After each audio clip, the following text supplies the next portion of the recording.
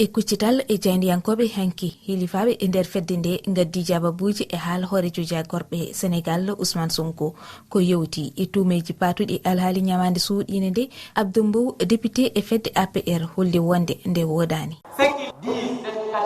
ɓe ceerani e wiide Sénégal ina rewe ko ɓuuri 4.5 milliards kalis CFA woni ko ɓe jaɓani haalde kay ko e nder ñamande moɓe mbiyata suuɗade 30 e nder temedere foof ko ñamande gollorɗe leydi ndi kono foof wona ñamande laamu ngu e no ɓe jiiɗi famminirde ni ɗum foof nani e ɗeri witto faade e ñamande ɗiɓe jaltinani gila e lewru jeegomo ɓuuru koye ɗum mbawaten andude so tawi en diwti ko fedde windiyankore halfinade ngaalu leyɗe nde taƴi keerol ñamande kala leydi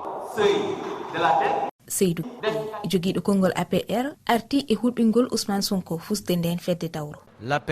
APR ko landa golliɗo gueɗe mawɗe e nder leydi ndi o landa fiyodirani hay e bonande wotere joni noon so tawi ko APR bonnata ɗoyle mabɓe wontiniɓe koye ɗum ina wawi famnade so en daari jaɓɓal yarugol yeeso ngal landa o woni yiddu mum ɓe ƴewata ko yaltinde Macky Sall e nder ɓerɗe ɓiɓɓe leydi Sénégal kono ɗum wona hunde wawde wonde